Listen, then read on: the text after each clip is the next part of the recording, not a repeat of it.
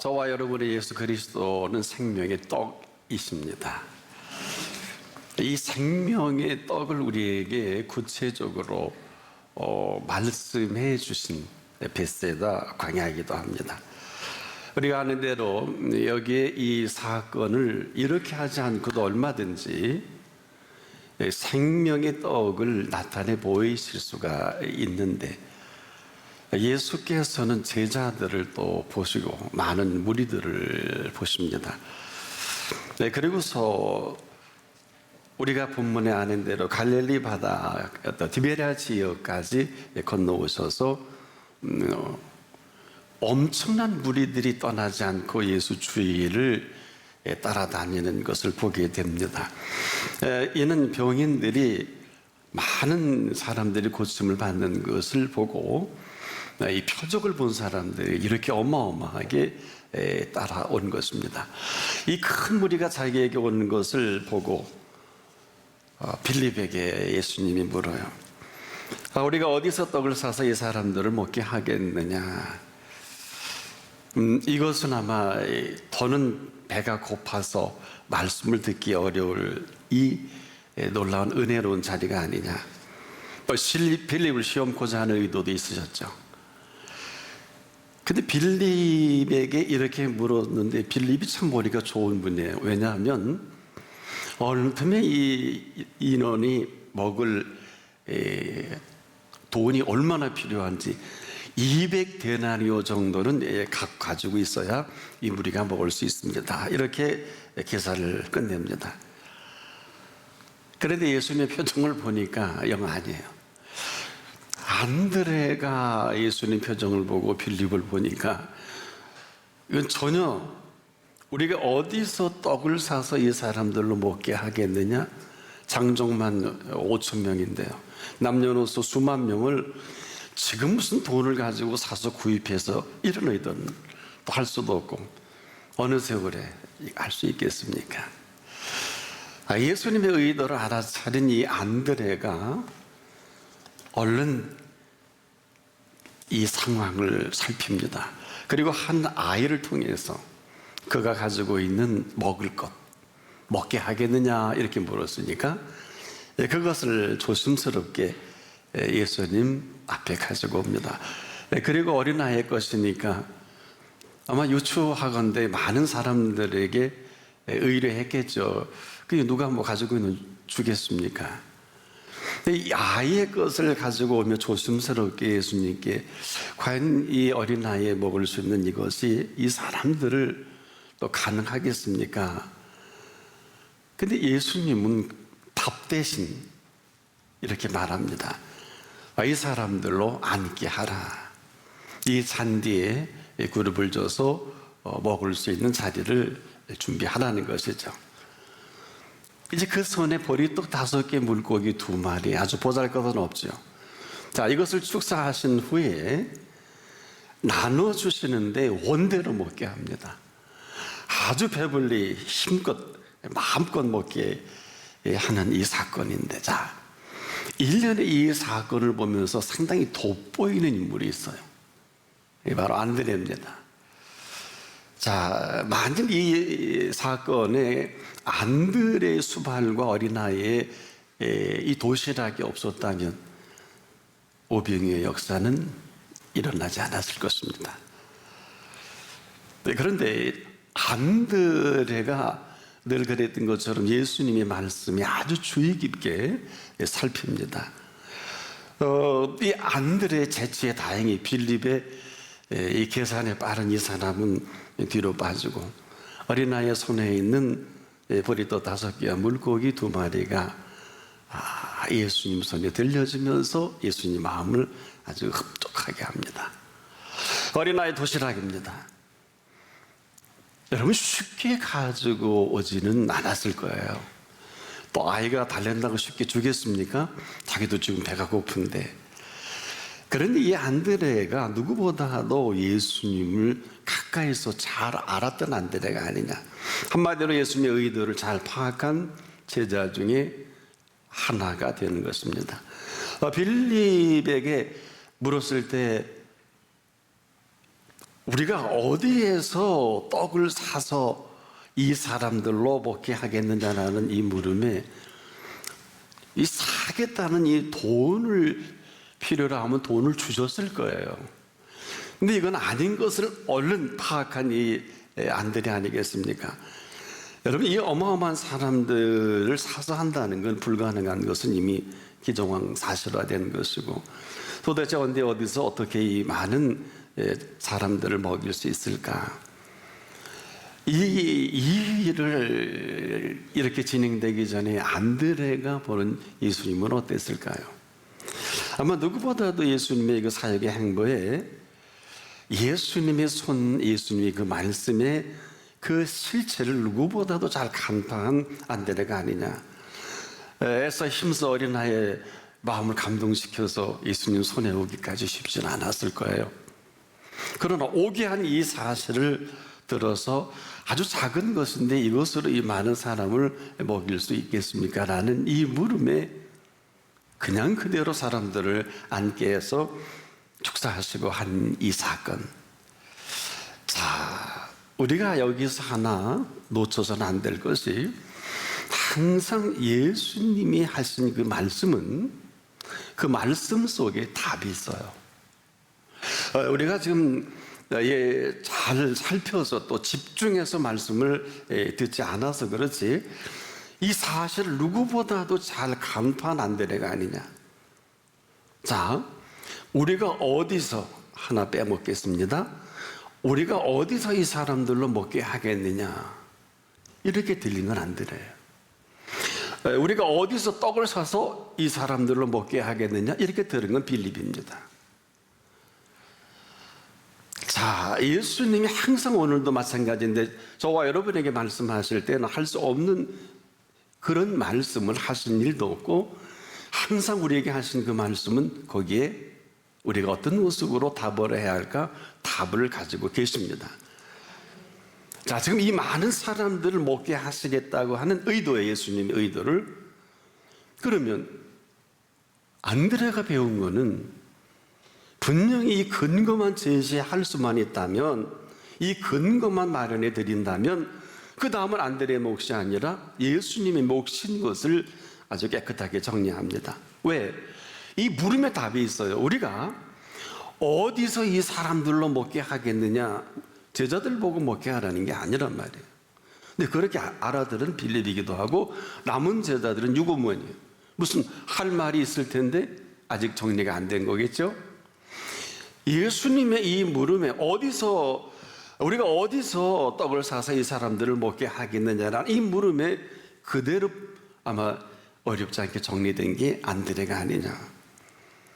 이건 돈으로 해결될 문제가 아니거든요. 지금도 여러분과 저희 만나주신 예수님은 여기 한 분도 예배 없이 답을 주신 분이십니다. 빌리 컨셉 같으면 어려워요. 또 듣고 싶은 것만 들으면 어렵습니다. 오늘 이 물음 속에 반드시 여기에 답이 있습니다. 그래서 우리가 왜 집중해야 되냐, 오직 예수여야 하느냐, 오직 그 말씀이어야 하느냐.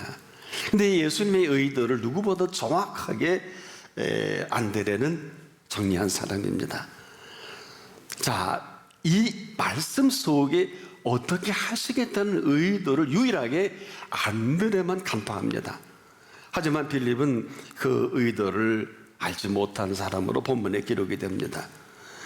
알고 있었던 안드레, 물론 늘 예수님이 이런 상황을 연출하는 건 아닙니다.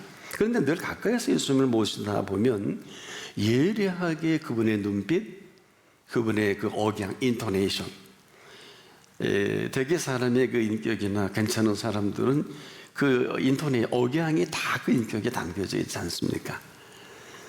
근데 안드레는 예수님의 지금 이 순간 눈빛과 억양과 그 말씀하시는 의도를 아주 민감하게 지켜본 안드레는 빌립이 이렇게 어긋장을 놓을 때 얼른 인파 속을 헤치고 들어갑니다. 여러 사람을 찾아 시도했을 것 같아요, 제 생각에는. 근데 유일하게 아이는 순수하니까 이랬겠죠. 혹시 뭐 가진 게 없습니까? 말 통하지 않고 어쩌고 고부하고, 아이에게는 야, 네가 이 도시락이 예수님 손에 들려진다면 너는 오늘 예수님이 어떻게 일하실까를 보게 될 것이고, 내가 이전에 여차저차 이만저만 했는데 항상 예수님은 우리에게 많은 표적과 기사와 이적과 능력을 나타내서 너 그리고 이 손이 이 도시락이 예수님 손에 들려지기만 한다면 너는 놀라운 일을 보게 될 거야. 순수하니까 이렇게 설득하고 감동을 받고 그 손에 있는 것을 가져다 예수님 손까지 잘 심부름한 게 아닐까. 물론 여러분 쉽지는 않았을 거예요. 여러분 어린아이에 있는 도시락을 뺏어온다는 게 분명히 감동받을 만하고 이성적으로 정리가 돼야 되지. 또 이것은 안드레 믿음이지 않겠어. 확신이거든요. 왜? 그냥 애를 뺏어다가 예수님께 드리라는 게 아니란 말이에요. 이미 예수님이 우리가 어디서 떡을 사서 이 사람들을 먹게 하겠느냐라는 이 주제 속에는 작년만 5천 명이면 수만 명을 먹이는 이 일을 당신께서 하시겠다는데 아무도 알아차지 못했습니다만은 안드레는 안 거예요. 그래서 아마 이 설명을 했을 거예요. 아야, 예수님이 대단한 일을 행하실 거야. 너 한번 지켜봐. 왜? 그는 지금까지 예수님을 모시면서 이러저러한 일들을 많은 것을 본 사람입니다. 자, 우리가 여기서 하나 기억해야 될 것은 가나의 혼인잔치의 사건을 안드레는 잘 기억을 합니다. 가나의 혼인잔치는 물로 포도주를 만든 사건이 아니에요. 우리가 항상 남을 가르칠 때라든지 교학교 선생님들 조심해야 될 것은 가나의 혼인잔치는 물로 포도주를 만드는 사건에 집중하면 이거는 오히려 설교 안 하는 게 낫고 안 가르치는 게 나아요. 왜냐? 요한복음의 7대 표적 중에 제일 먼저 이 표적이라 그러거든요. 기적이라 그러지 않고 이 표적은 물로 포도주를 만든 게 아니라 거부했잖아요. 예수님이 안 하신다 그래. 근데 어머니가 예수님을 난감하게 만들었어요. 무슨 말씀을 하시든지 그대로 하라. 하라는 것도 아니고 아라는 것도 아니고. 근데 예수님 얼마나 긴장하셨을 것 같아요. 무슨 말씀을 하시든지 그대로 하시고 싶으셔서 오신 거거든요. 우리를 만나주신 거예요. 말씀은 오늘도 살아있고 운동력이 있습니다. 좌우에 날 수 없는 어떤 것보다 예리합니다. 근데 예수님 물러설 수 없죠. 거두절미하고 거기서 이제 6 항아리에 물을 갖다 부어라. 말을 안 들어요. 맨날 하인들 그 소리를 듣고 함께 예수님이 너무 비장하니까 그들이 억지로 갖다 붓지요. 돌 항아리 6에 낑낑 항아리에 물을 다 부은 후에 느닷없이 떠다가 연회당에 갖다 주라. 또 놀랐을 거예요. 근데 여러분 이 사건에 우리가 놓쳐서는 안 될 부분이 있죠.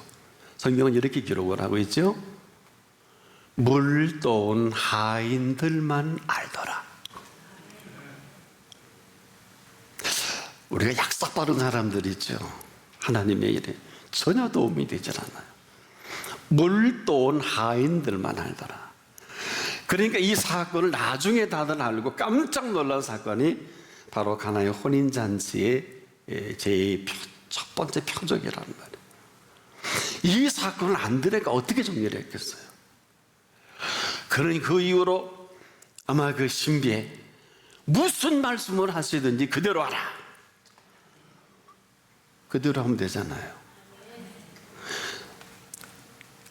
바로 우리가 어디서 떡을 사서 이들을 먹게 하겠느냐, 사오라는 게 아니라 친히 그 말씀 속에 답이 있는 것을 알고 근거만 마련해 드리면 무슨 말씀을 하시든지 말씀하신 분이 책임을 지실 게 아니냐. 뭐 다른 사람도 이렇게 정리가 됐으면 먼저 했겠죠. 이 사건을 통해서 우리가 조심스럽게 출애굽한 이스라엘 백성들을 생각하게 됩니다.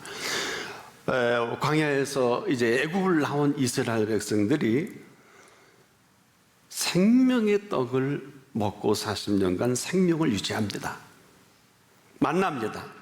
모세를 통해 매일 장정만 60만 명, 남녀노소 합하면 수백만 명이 되겠죠.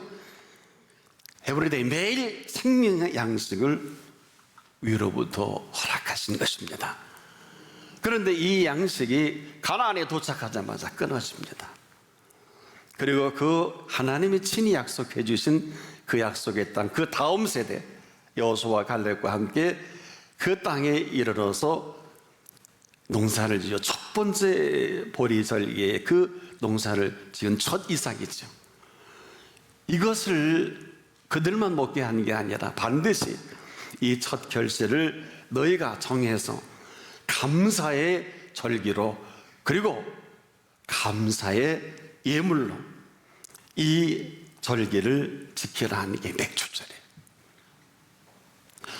자, 전에는 애굽에서 농사 지었어요. 종이잖아요. 광야에서 농사를 지을 필요가 없습니다. 그런데 이제는 종이 아닌 완전 자유한 몸으로 은총을 입고 그 약속한 그 땅에 먹게 하신 첫 열매는 어마어마하게 중요한 것입니다. 이것은 첫 열매가 아니라 영원한 생명의 떡입니다. 그들은 자유한 몸이요, 하나님이 만들어 놓으신 그 아름다운 가나안 땅에 젖과 꿀이 흐른 이들의 애씀과 수고는 없어요. 이들이 430년 동안 종살이한 이것을 행여 잊어버릴까 봐.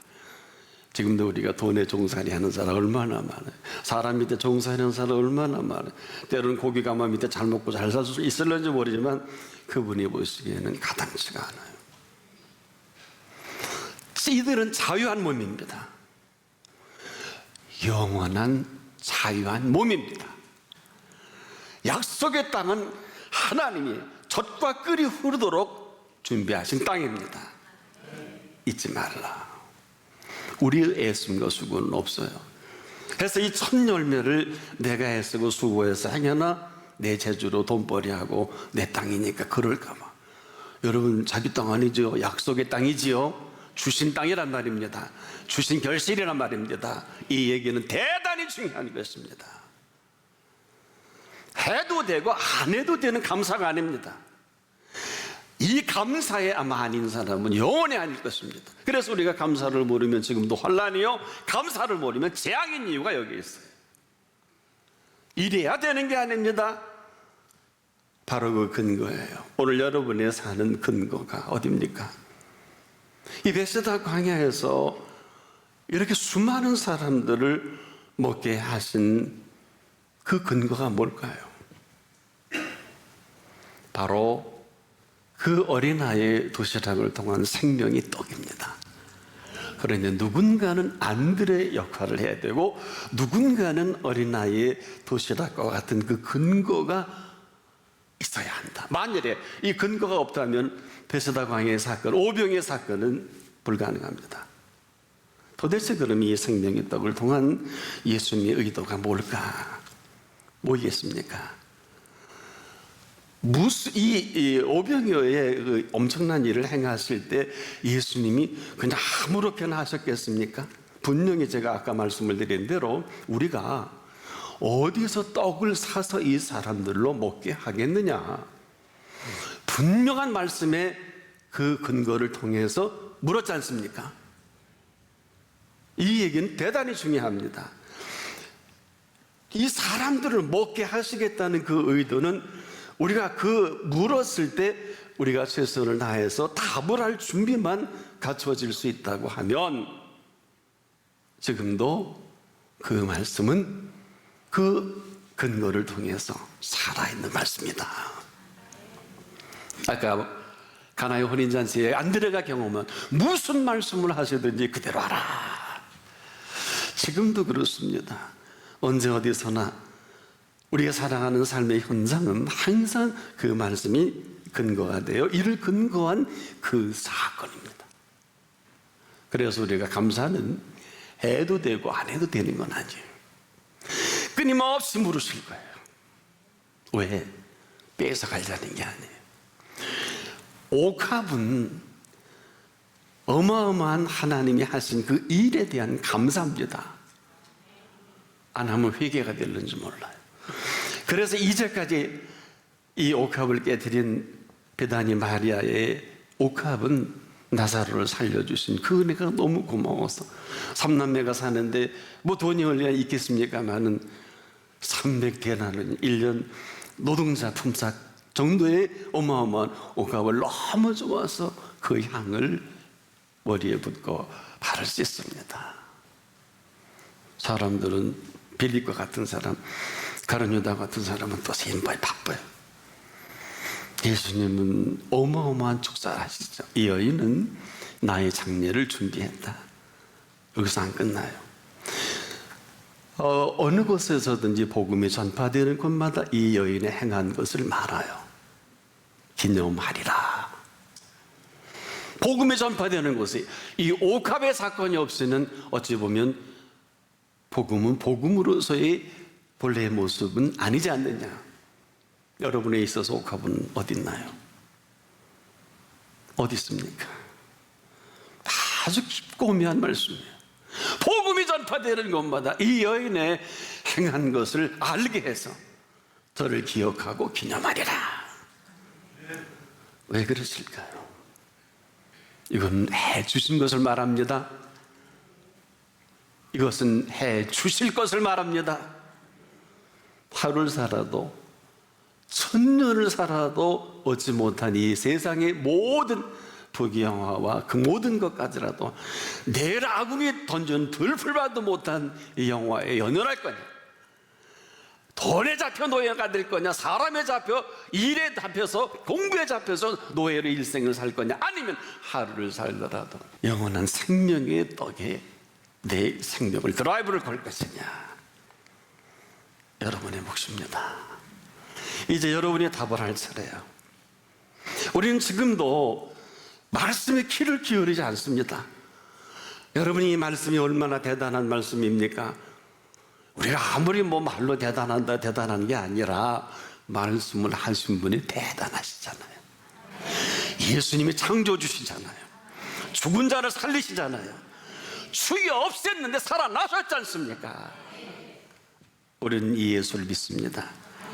이 사실이 근거가 된다면 그분이 하시는 그 말씀에 온 심혈을 기울여서 살피는 게 틀리지 않아요. 저는 오늘 이 말씀을 대하면서 왜 안드레일까? 안드레밖에 없구나. 이렇게 결론이 나요. 왜 안드레일까? 안드레밖에 없구나. 왜? 안드레만이 예수님 마음을 시원케 해드립니다. 그런데요, 오늘 본문을 보니까 또 놀라운 장면이 연출이 되네요. 예수님이 하신 그 말씀 중에서 우리가 그냥 스쳐버릴 만한 이런 말씀을 놓치지 않고 말씀하고 계세요. 자, 이 사건을 이제 우리가 보면서 그냥 흘려보낼 말씀이죠. 아니, 이 어마어마한 이 수만 명을 먹이고 12광주리가 남았지 않겠습니까? 그런데 이 남은 광주리에 대한 예리한 표현을 하세요. 예수님이 제자들을 둘러보고 이 시커먼 먹고 너무 좋아하는 그들 앞에서 어떻게 보면 눈빛을 보면서 잘 들어라. 남은 조각을 거두고 버리는 일이 없게 하라. 아마 또 안드레만 알아들었을 것 같은데, 왜? 이 말 뜻을 깊이 생각해 보면 의도가 있으셔서 남은 조각을 거두라 하신 거 아닐까요? 시커 먹었는데 12광줄이 뭐 그 정도 그냥 놔두고 뭐 처리 안 해도 되잖아요. 그런데 버리는 것이 없게 하라. 이걸 달리 해석한다면 우리도 우리 나름대로 뭐 다른 얘기를 붙일 수 있을 것 같습니다만은, 제 개인의 생각에 예수님의 이 표현은 의도가 있으신 표현이다. 분명히 남은 것은 남은 것이 아니라 남게 하신 겁니다. 그러니까 보세요. 남은 조각을 거두고 버리는 일이 없게 하라 그랬지. 왜? 당신이 남게 하셨으니까. 의도가 있지요. 그래서 말씀을 잘 들으라는 거예요. 여기에 위대한 놀라운 진리가 있기 때문에 그렇습니다. 분명히 남은 것은 남은 것이 아니라 남게 하신 그분이 그 의도 있는 이 일을 행하시기 위해서는 남은 조각을 말씀하셨고 버리는 것이 없게 하라. 왜 그러셨을까요? 제 개인의 생각입니다. 틀림없이 어린아이를 생각하셨고 안드레의 명분을 생각하셨을 거예요. 제 생각이에요. 인격적으로 그 아이에 있는 이 손에 들려진 이 어마어마한 사건을 그 아이가 보고 일평생을 생명의 떡을 먹는 그 아이뿐 아니라 12강주리를 안드레를 시켜서 안드레야 이건 네가 관리해. 그리고 제일 먼저 어린아이를 챙겨주거라. 그리고 그 부모님께 갖다 드려라. 이 사건을 모두 얘기하거라. 얼마나 은혜가 돼요. 이 아이는 평생도록 생명의 떡을 먹고 천국 갔을 거예요. 이 12강주리의 생명의 떡은 수많은 사람들의 생명을 살려내는 이 생명의 떡이 아니었을까. 그 근거는 뭘까요? 바로 안드레와 이 어린아이를 주목해야 할 이유입니다. 반드시 그 근거가 있어야 합니다.